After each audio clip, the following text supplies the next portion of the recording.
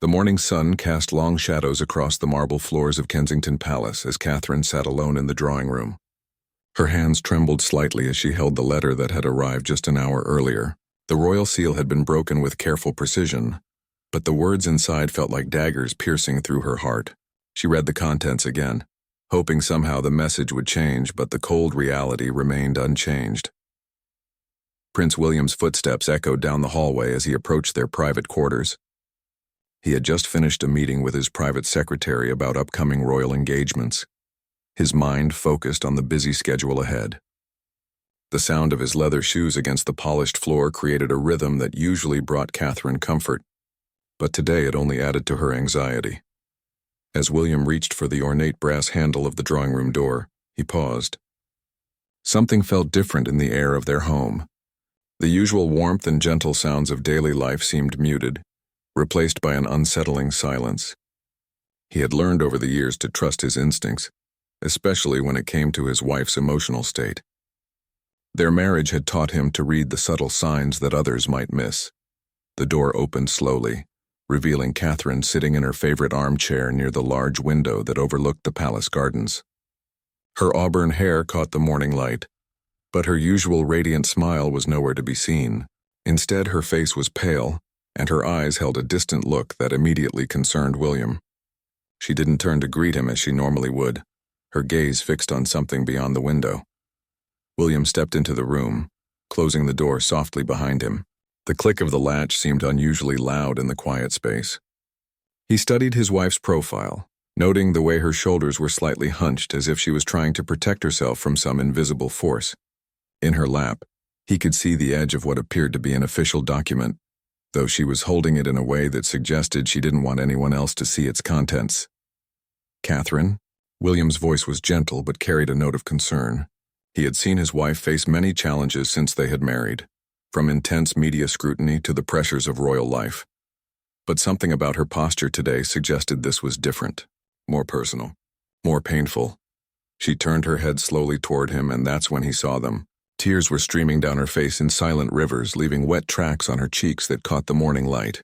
Her green eyes, usually so full of life and warmth, now held a depth of sadness that took his breath away. She wasn't making any sound, wasn't sobbing or crying out, but the tears continued to fall as if they had a life of their own. William's training in diplomacy and public speaking meant nothing in this moment. All the carefully crafted words and proper protocols that governed his daily life seemed inadequate. He was not a prince in this room. He was simply a husband watching his wife's heart break before his eyes. The sight of her tears affected him more deeply than any state crisis or family scandal ever could. He moved toward her slowly, not wanting to startle her or make her feel pressured to speak before she was ready. The letter in her hands was clearly the source of her distress, but William knew Catherine well enough to understand that pushing for immediate answers would only cause her to retreat further into herself. She had always been someone who needed time to process difficult emotions before sharing them with others, even with him. Catherine's breathing was measured but shallow, as if she was trying to maintain control while her world crumbled around her. The tears continued their silent journey down her face, and she made no attempt to wipe them away. It was as if she had accepted their presence as a natural response to whatever news the letter contained. Her hands gripped the paper tightly, her knuckles showing white against her pale skin. The room felt heavy with unspoken words and shared history. This was the same space where they had celebrated George's first steps, where they had planned Charlotte's birthday party, where they had shared countless quiet moments away from the public eye. Now it felt like a sanctuary that had been invaded by some outside force that threatened to change everything they held dear. William knelt beside her chair, placing his hand gently on her arm. The physical contact seemed to anchor her to the present moment, and she finally looked directly into his eyes. The connection between them was immediate and profound, speaking volumes without a single word being exchanged. In that look, William could see years of accumulated stress, pressure, and now this new blow that had pushed her beyond her usual strength. The prince had faced many difficult moments in his life, from his mother's death to military service in dangerous situations, but watching his wife suffer in silence was perhaps the most challenging thing he had ever encountered. Her pain became his pain, her tears a reflection of his own helplessness in the face of whatever crisis they now had to navigate together. Outside the window, the palace gardens continued their eternal cycle of growth and renewal, indifferent to the human drama unfolding inside. Birds sang their morning songs, and gardeners went about their daily tasks, creating a stark contrast to the emotional storm contained within the four walls of the drawing room. Life continued around them, but inside this space time seemed suspended as husband and wife faced an uncertain future. Catherine's tears began to slow, but the sadness in her eyes remained. She looked down at the letter again, then back at William, as if trying to find the courage to share whatever burden she now carried. The weight of royal responsibility had always been something they shared, but this felt different, more personal, more threatening to the foundation of their life together. William waited, his hand still resting on her arm, offering silent support while she gathered the strength to speak. Whatever the letter contained, whatever new challenge they would have to face, he knew they would confront it together. But first, he had to understand what had brought his strong, resilient wife to this point of quiet desperation. Catherine's voice came out as barely more than a whisper when she finally found the courage to speak. The words seemed to catch in her throat, as if saying them out loud would make the situation more real than she was prepared to handle. William leaned closer, straining to hear her soft confession while maintaining the gentle pressure of his hand on her arm. "It's about my mother," Catherine managed to say, her voice breaking slightly on the last word. The letter trembled in her hands as she looked down at it again, the official letterhead now smudged with her tears. William felt his heart sink, knowing that anything involving Carol Middleton would affect Catherine deeply. The bond between mother and daughter had always been strong, perhaps even more so because of the unique pressures Catherine faced as a member of the royal family. William shifted his position, moving from kneeling beside her chair to sitting on the small ottoman that faced her directly. This brought them to eye level, creating an intimate space within the formal grandeur of the room. He could see the struggle in her face as she tried to compose herself enough to continue speaking. Years of public appearances had taught her to mask her emotions, but here, in their private space, she allowed herself to be vulnerable. The letter was from a private investigator, Catherine explained haltingly. Someone had been digging into her family's financial history, going back decades to before she had even met William. The investigation wasn't random curiosity or typical tabloid fishing. This was systematic, thorough, and clearly aimed at finding something specific that could be used against the royal family. The implications were staggering and went far beyond simple gossip or scandal. William felt a familiar anger rising in his chest.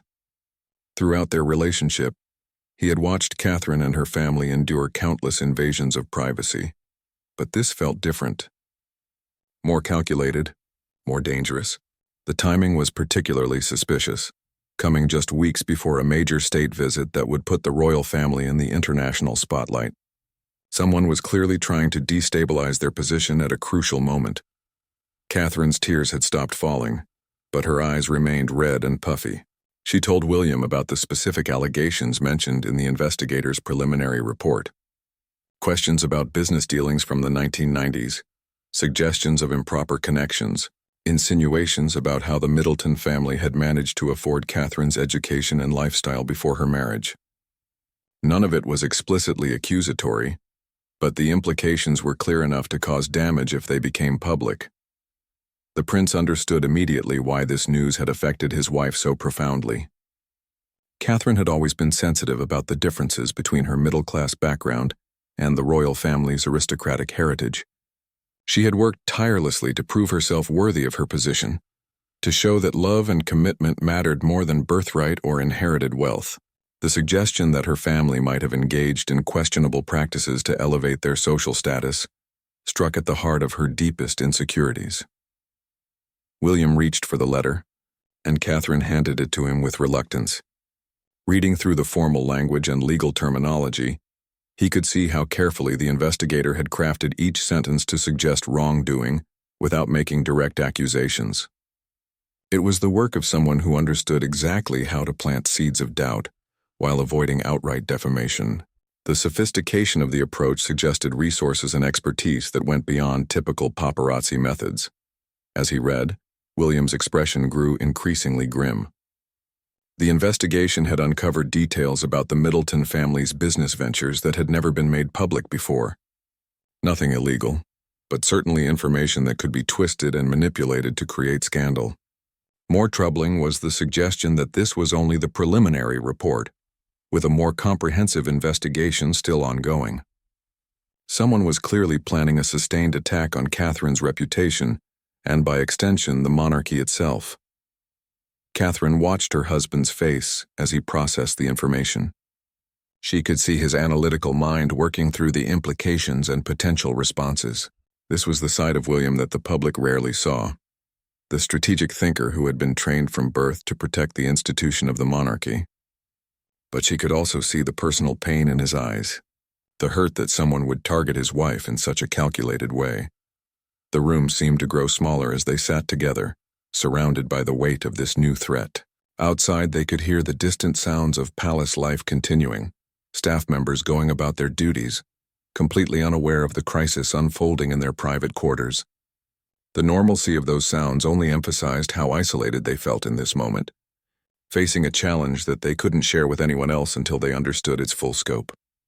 William set the letter aside and took both of Catherine's hands in his. The gesture was simple but profound, a physical reminder of their partnership and shared commitment. He could feel the slight tremor in her fingers, evidence of the stress she had been carrying alone since the letter arrived. The knowledge that she had been dealing with this fear and uncertainty by herself for even a few hours troubled him deeply. They sat in silence for several minutes, both lost in their own thoughts about what this development might mean for their family. Catherine was thinking about her children, wondering how this might affect them if the allegations became public. George, Charlotte, and Louis had been carefully shielded from the harsher realities of royal life, but they were getting older and more aware of the world around them. The idea of them hearing whispers or cruel comments about their maternal grandparents was almost unbearable. William's thoughts were more strategic, but equally personal. He was considering who might be behind this investigation and what their ultimate goal might be. The timing suggested political motivation, but the personal nature of the attack indicated someone with a specific grudge against either Catherine or the royal family as a whole. His experience with security briefings had taught him that threats to the monarchy often came from unexpected directions, and this investigation had all the hallmarks of a carefully orchestrated campaign. The morning sun had shifted position during their conversation, casting new patterns of light and shadow across the room. The change in illumination seemed to mirror their evolving understanding of the situation. What had started as a moment of private grief was now becoming a strategic challenge that would require all of their combined strength and intelligence to navigate successfully. Catherine finally broke the silence, her voice stronger now but still carrying traces of her earlier emotion. She told William about her mother's reaction when she had called to warn her about the investigation. Carol Middleton had been characteristically strong, immediately offering to cooperate with any official inquiry and expressing confidence that their family's history would withstand scrutiny. But Catherine could hear the worry in her mother's voice, the concern about how this might affect her daughter's position and happiness. The secure telephone in William's private office rang precisely at 2 o'clock that afternoon. Catherine sat in the chair opposite his desk, her composure restored but her eyes still showing traces of the morning's emotional storm. They had spent the intervening hours making careful plans, reaching out to trusted advisors, and beginning the delicate process of investigating who might be behind the attack on her family's reputation. The caller was Sir Edward Blackwood, the royal family's most experienced crisis management consultant. His voice carried the calm authority that had guided the monarchy through numerous scandals and challenges over the past 3 decades.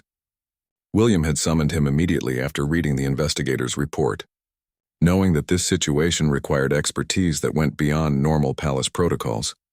Sir Edward's preliminary findings were both reassuring and concerning. His own team had begun a counter-investigation within hours of William's call, using resources and connections that most people could never access. The good news was that the allegations against the Middleton family appeared to be largely fabricated, built on misinterpreted documents and deliberate distortions of legitimate business activities. The concerning news was that whoever was behind this effort had significant resources and professional expertise. Catherine listened as William put the call on speaker, allowing her to hear Sir Edward's analysis directly. The consultant's matter-of-fact delivery helped reduce some of the emotional weight she had been carrying. These weren't random accusations from tabloid journalists looking for sensational stories. This was a coordinated effort that required careful planning and substantial financial backing. Understanding the professional nature of the threat somehow made it feel more manageable. The investigation had been commissioned by a shell company with connections to several political organizations that had previously expressed opposition to the monarchy's modernization efforts. Sir Edward explained that this wasn't personal animosity toward Catherine specifically, but rather part of a broader campaign to destabilize public confidence in the royal family's evolution under William's influence. Catherine's middle-class background made her a convenient target for those who preferred a more traditional aristocratic monarchy. This revelation shifted William's perspective on the entire situation. What had initially seemed like a cruel personal attack on his wife was actually part of a larger political strategy. The knowledge that Catherine was being targeted not for anything she had done wrong, but simply for representing change and modernization, triggered a different kind of anger in him. This wasn't just about protecting his family. It was about defending the future direction of the monarchy itself. Sir Edward continued his briefing with tactical recommendations. The royal family's response would need to be carefully calibrated to address the false allegations without giving them additional publicity. A direct denial might actually draw more attention to the accusations, while ignoring them completely could allow the rumors to grow and spread. The solution would require a more sophisticated approach that discredited the sources while reinforcing positive narratives about Catherine and her family. The consultant suggested reaching out to certain journalists and media outlets that had established relationships with the palace. These trusted contacts could be briefed on the true situation and provided with exclusive access to documentation that proved the allegations false. This would create positive coverage that countered the negative rumors without making it appear that the royal family was responding defensively to criticism. Catherine found herself impressed by the strategic thinking involved in managing this crisis. She had always known that royal life involved more than just ceremonial duties and public appearances, but this glimpse into the behind-the-scenes maneuvering revealed a level of complexity she hadn't fully appreciated. The monarchy wasn't just a symbolic institution. It was an active participant in political and social dynamics that required constant vigilance and skillful navigation. William's phone buzzed with an encrypted message from his brother, Harry. Despite their well-publicized differences and Harry's decision to step back from royal duties, family crises had a way of bringing them together. The message was brief but supportive, offering resources and assistance from Harry's own security team in California. The gesture touched both William and Catherine, reminding them that family bonds could transcend public disagreements when it really mattered. Sir Edward concluded the call with a timeline for their response strategy. The next 48 hours would be crucial for getting ahead of any potential media coverage. His team would work through the night to prepare comprehensive documentation that proved the Middleton family's business dealings had always been legitimate and above board. Meanwhile, trusted allies in the media would be quietly briefed on the situation and provided with exclusive access to positive stories that would dominate the news cycle. After ending the call, William and Catherine sat together in the quiet of his office. The afternoon sun streaming through the tall windows created a peaceful atmosphere that contrasted sharply with the intensity of their crisis management discussions. They both felt a sense of relief at having professional support and a clear plan of action, but the underlying stress of the situation remained. Catherine expressed her gratitude for Sir Edward's expertise and her amazement at how quickly he had mobilized resources to protect her family. She had never fully understood the extensive network of allies and professionals who worked behind the scenes to protect the royal family from various threats. The realization that she and her family were now part of that protection system felt both comforting and overwhelming. William reached across his desk to take her hand, noting that her fingers were no longer trembling as they had been that morning. The combination of professional support and his unwavering personal commitment was helping her regain her natural resilience. He reminded her that they had faced challenges before and emerged stronger, and this situation would be no different. Their marriage had always been built on partnership and mutual support, qualities that would serve them well in the days ahead. The prince's personal phone rang with a call from his father, King Charles. Word of the situation had reached him through palace security channels, and he was calling to offer his complete support. His voice carried both concern for Catherine's well-being and anger at those who would attack his family through such underhanded methods. The king's immediate and unwavering backing provided additional reassurance that they would face this challenge with the full resources of the monarchy behind them. As the afternoon wore on, other calls and messages of support began arriving. Palace staff members who had worked with Catherine for years expressed their loyalty and readiness to assist in any way possible. Members of Parliament who had previously worked with William on various initiatives reached out to offer their backing. The pattern of support reinforced something that Catherine had always known intellectually, but was now experiencing emotionally. She wasn't facing this alone. The investigation targeting her family was clearly intended to isolate and weaken her position, but it was having the opposite effect. Instead of driving wedges between Catherine and her supporters, the attack was mobilizing a network of allies who were prepared to defend her reputation and her place in the royal family. The strength of this response was already beginning to shift the balance of power in their favor. The war room at Kensington Palace buzzed with quiet intensity as dawn broke over London. Catherine arrived to find a team of specialists already deep into their work, transforming the usually formal conference room into a high-tech command center. Laptops, secure phones, and stacks of documents covered the polished mahogany table, while wall-mounted screens displayed news feeds and social media monitoring systems in real time. Sir Edward greeted Catherine with a confident smile that immediately lifted her spirits. His team had worked through the night, and their efforts had already begun to bear fruit.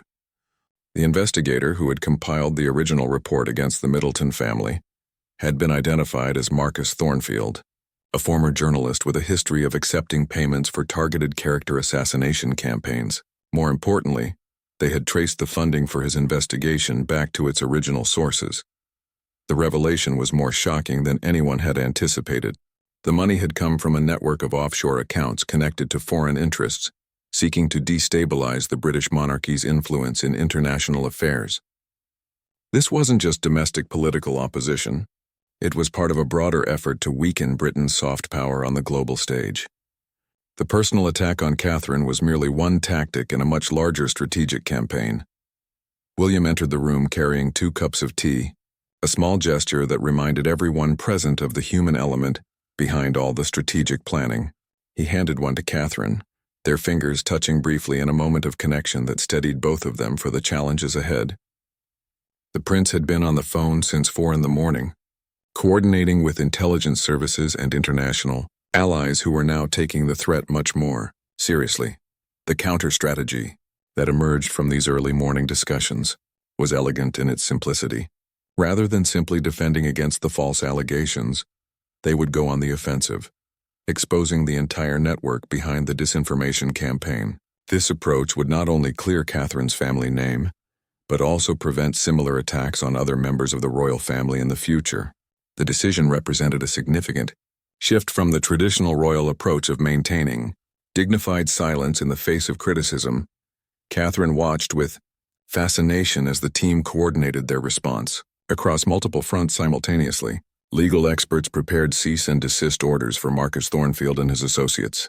Media specialists crafted compelling narratives that would shift public attention from the false allegations to the broader threat against British institutions. Technology experts worked to trace and document the digital trail that connected the investigation to its foreign backers. The first phase of their counter-offensive launched at precisely 9 o'clock that morning. The Times of London published an exclusive investigation revealing the connection between Marcus Thornfield and previous disinformation campaigns targeting British political figures. The article, carefully crafted with Sir Edward's input, presented Thornfield as part of a pattern of foreign interference in British affairs, making the attack on Catherine's family part of a much larger and more serious national security issue. Within minutes of the Times article going live, social media began buzzing with outrage directed not at Catherine or her family, but at those who had orchestrated the attack. The public response exceeded everyone's expectations. with ordinary citizens expressing anger at foreign attempts to manipulate British opinion about their royal family. The narrative had been successfully flipped from personal scandal to national defense, transforming Catherine from a potential victim into a symbol of British resilience. Catherine felt a profound sense of relief as she watched the positive response unfold on the monitoring screens. Comments and posts from across the country expressed support for her and condemnation for those who had tried to damage her reputation. Many people shared personal stories about their own experiences with false accusations and the pain of having their integrity questioned. The outpouring of empathy and solidarity was deeply moving and completely unexpected. The second phase of their strategy launched 2 hours later, with a coordinated response from international allies. The Canadian Prime Minister issued a statement condemning foreign interference in the affairs of Commonwealth nations. The Australian government announced enhanced cooperation with British intelligence services to combat disinformation campaigns. Even the French president, despite recent diplomatic tensions, expressed solidarity with Britain against external manipulation attempts. William observed with satisfaction as their careful planning produced results beyond their most optimistic projections. The attack that had been designed to weaken Catherine's position was instead strengthening international support for the British monarchy. Foreign governments that might have remained neutral in a personal scandal were now actively defending the royal family against what they recognized as a threat to democratic institutions more broadly. By midday, Marcus Thornfield had been served with legal papers and his investigation formally terminated. More importantly, his previous clients and financial backers were being investigated by appropriate authorities in multiple countries. The network that had targeted Catherine was being systematically dismantled, with each exposed connection leading to discoveries about other planned operations against various British institutions. Catherine joined William for lunch in their private dining room, away from the controlled chaos of the command center. For the first time since receiving the original threatening letter, she felt genuinely relaxed and hopeful about the future. The morning's developments had not only addressed the immediate threat but had also created a stronger foundation for protecting their family from similar attacks in the future.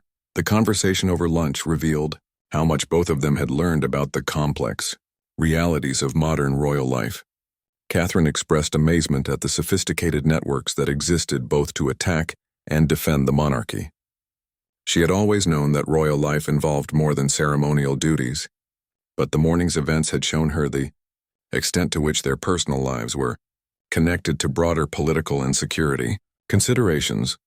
William shared his own insights about the changing nature of threats to the royal family. Traditional challenges had typically come from domestic political opposition or media criticism, but this incident demonstrated that future threats were likely to be more international and more technologically sophisticated.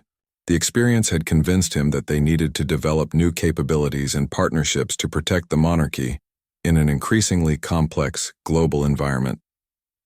Their lunch was interrupted by Sir Edward, who arrived with news that the investigation into foreign interference was expanding rapidly.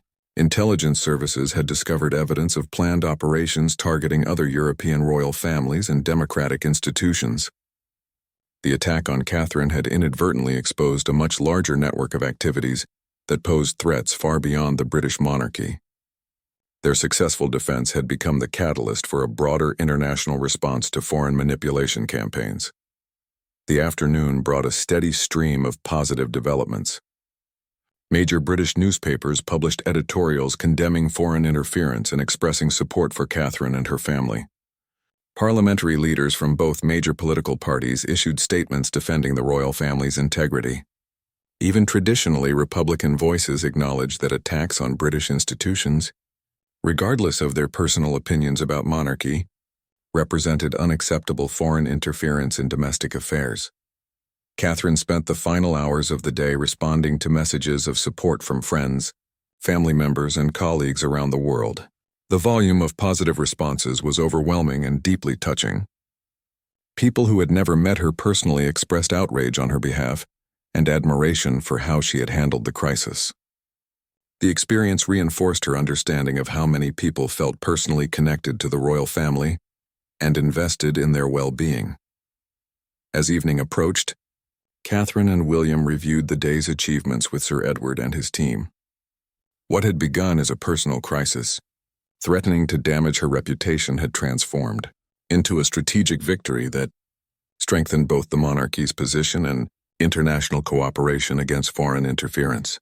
The sophisticated counteroffensive had not only defended against the immediate attack but had also created new capabilities and relationships that would benefit British interests for years to come.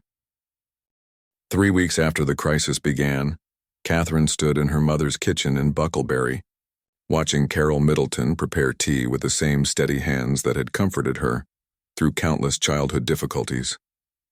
The familiar domestic scene provided a stark contrast to the high-tech war room and strategic briefings that had dominated their lives in recent weeks. Here, surrounded by family photographs and the gentle chaos of grandchildren's artwork, the events of the past month felt almost surreal. Carol moved around her kitchen with practiced efficiency, but Catherine could see the subtle signs of stress that lingered from their ordeal. Her mother's usual cheerful chatter was slightly more subdued, and she occasionally paused in her activities with a distant look that suggested she was still processing everything that had happened.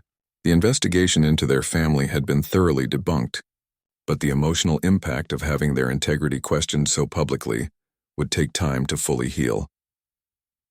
The children were playing in the garden, their laughter drifting through the open window as they chased each other around the climbing frame that Michael Middleton had built years earlier.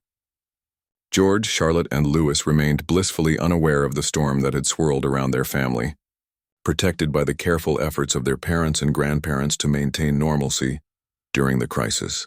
Their innocent joy provided a powerful reminder of what had really been at stake during those difficult days. Catherine's phone buzzed with another message of support, this one from a charity patron she had worked with for several years. The pattern had continued daily since the truth about the disinformation campaign had been exposed. People from all walks of life seemed compelled to reach out and express their solidarity, creating an unexpected silver lining to the traumatic experience. These personal connections had deepened her understanding of how her role as a royal figure touched individual lives across the country. William arrived just as Carol was setting out the tea service, his presence immediately brightening the atmosphere in the kitchen. He had driven himself from London in an unmarked car, a small privilege that allowed him to move more freely during this period of reduced public engagements. The decision to step back temporarily from official duties had been controversial among some palace advisors, but both he and Catherine felt it was important to prioritize family healing after the intense stress of recent weeks. The conversation over tea revealed how much all of them had changed during the crisis. Michael Middleton, usually content to stay in the background of family discussions, spoke with quiet authority about the lessons he had learned from watching his daughter navigate such a sophisticated attack. He expressed pride in Catherine's resilience and admiration for the strategic thinking that William and his team had demonstrated in their response.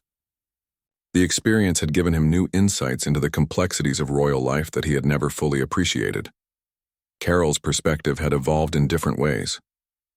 As someone who had always been protective of her family's privacy, the public nature of the attack had been particularly difficult for her to accept.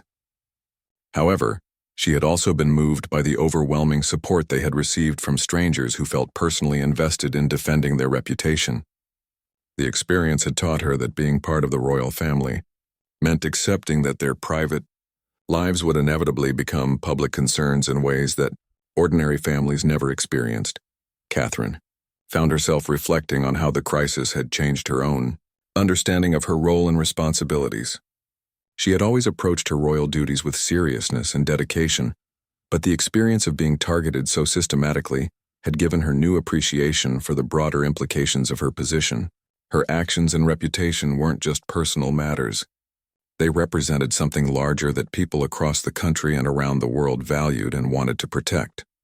William shared his own insights about the changing nature of royal service in the modern era. The sophisticated disinformation campaign they had faced was unlike anything previous generations of royals had encountered. Traditional approaches based on maintaining dignified silence and relying on established institutions for protection were no longer adequate against technologically advanced and internationally coordinated attacks.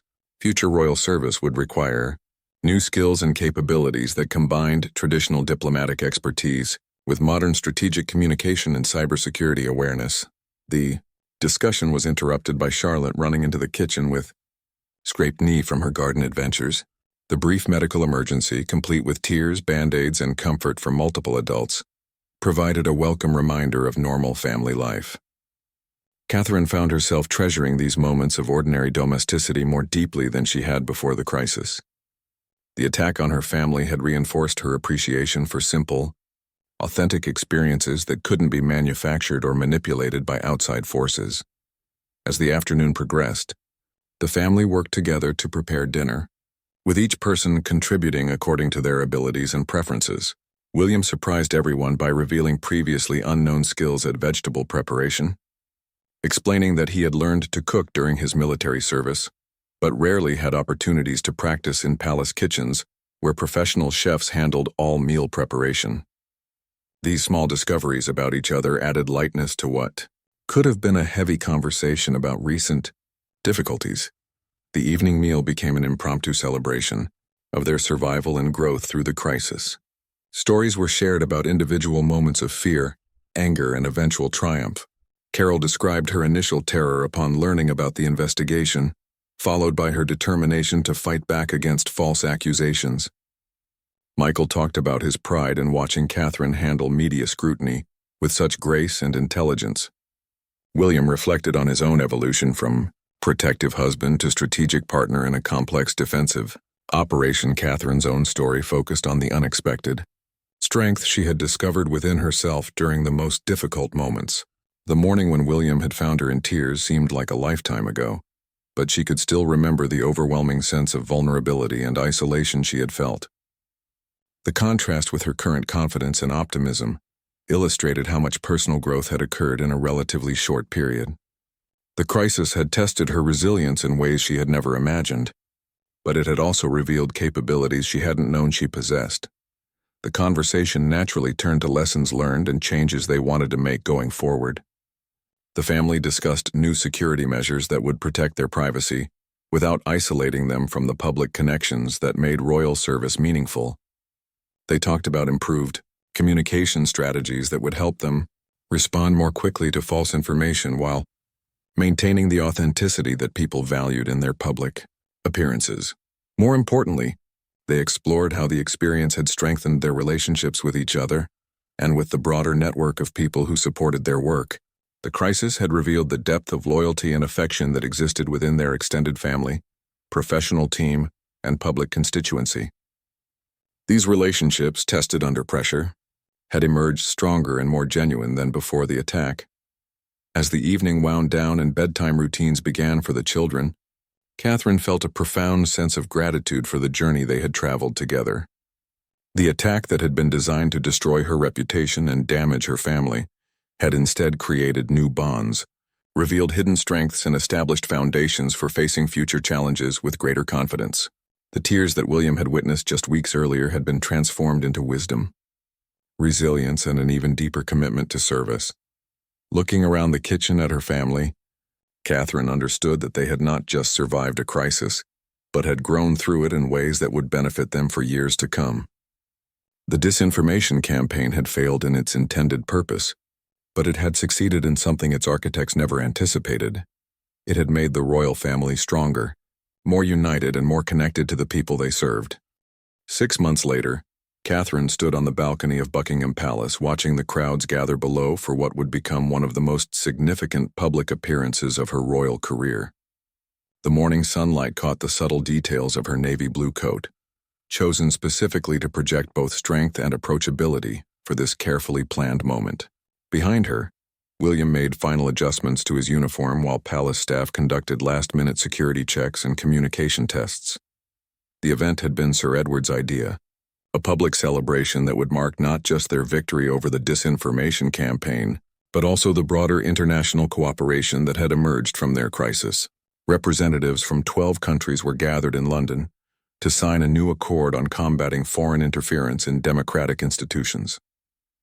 What had begun as a personal attack on Catherine's family had evolved into a diplomatic triumph that strengthened democratic alliances worldwide. The transformation in Catherine herself was remarkable.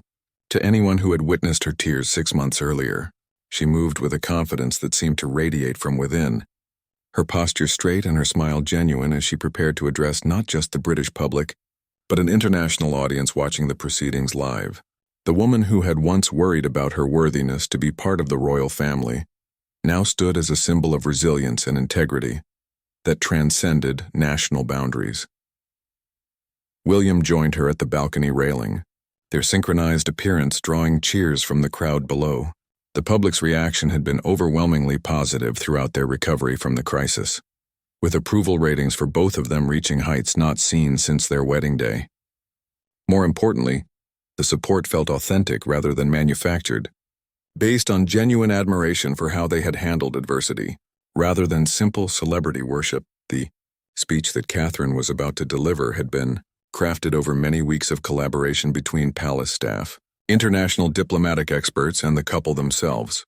Every word had been chosen to balance personal reflection with broader themes of truth, resilience, and international cooperation.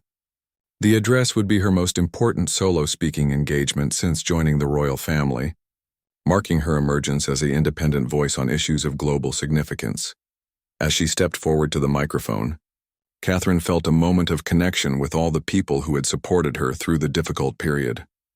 Her parents were seated in the front row of the assembled dignitaries, their faces showing pride mixed with amazement at how far their daughter had traveled from that tearful morning in Kensington Palace. Carol Middleton wore the same expression she had shown at Catherine's graduation from university, a mixture of maternal love and genuine respect for her daughter's achievements. The speech began with personal reflections on the experience of being targeted by disinformation, but quickly expanded to address the broader implications for democratic societies. Catherine spoke about the importance of truth in public discourse and the responsibility of individuals and institutions to resist manipulation by hostile foreign forces. Her delivery was calm but passionate, demonstrating the communication skills that had developed dramatically during her years of royal service. The international audience responded with visible emotion as Catherine described the isolation and fear she had felt when first confronted with false accusations. Her willingness to share these vulnerable moments created an immediate connection with listeners who could relate to experiences of being misunderstood or unfairly criticized. The personal dimension of her story made the broader political issues more accessible and emotionally resonant for ordinary citizens watching around the world. William watched his wife with undisguised admiration as she navigated complex diplomatic territory with natural grace. The woman who had once needed his protection and support was now standing as an equal partner in their shared mission of royal service. Their relationship had evolved from the traditional model of protective husband and supported wife into something more modern and collaborative, with each of them bringing distinct strengths to their common purpose. The climax of Catherine's speech came when she announced the establishment of an international foundation dedicated to combating disinformation and supporting victims of coordinated online attacks. The foundation would be funded by contributions from the same 12 countries signing the Cooperation Accord, with additional support from technology companies and private philanthropists. The initiative represented a concrete outcome from their personal crisis, transforming their painful experience into a resource for helping others facing similar challenges. The crowd's response to this announcement exceeded all expectations, with sustained applause that seemed to go on for several minutes. Social media platforms immediately lit up with messages of support and admiration from around the world, creating a real-time demonstration of the positive impact that authentic leadership could have on public opinion. The contrast with the manufactured outrage that had characterized the original disinformation campaign was stark and encouraging. As the formal ceremony concluded and the international delegates moved inside for the signing ceremony, Catherine found herself surrounded by well-wishers and admirers who wanted to express their personal appreciation for her courage. Among them were several individuals who had faced their own experiences with disinformation campaigns, creating impromptu connections based on shared understanding of the psychological and emotional toll of such attacks. The afternoon reception provided opportunities for more intimate conversations about the lessons learned and the work still to be done.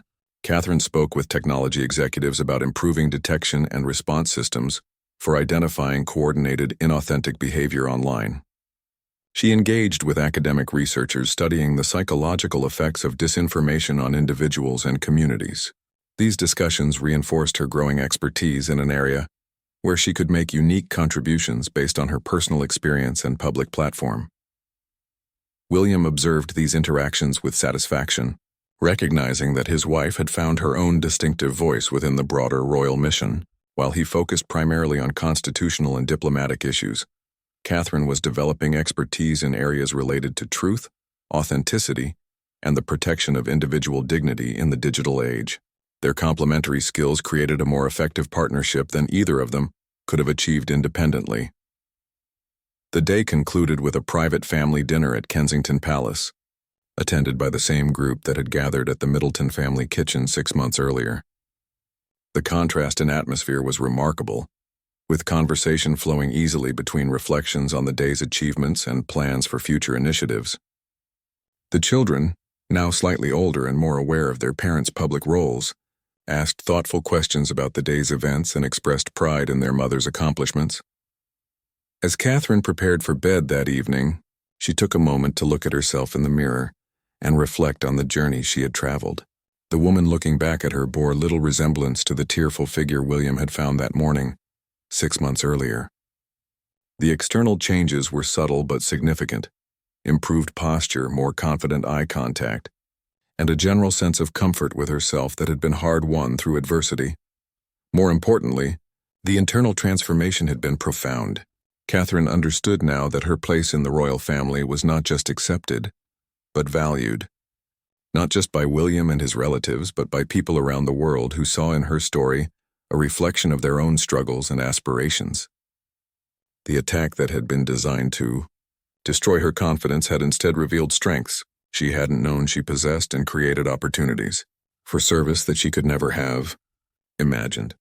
William found her standing by the window, looking out at the London skyline where lights were beginning to twinkle in the gathering dusk.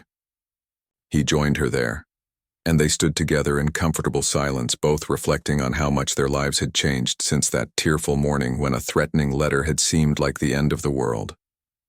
Now they understood it had actually been the beginning of a new chapter in their shared story, one that would be defined not by the challenges they faced, but by the strength and wisdom they had gained in overcoming them together.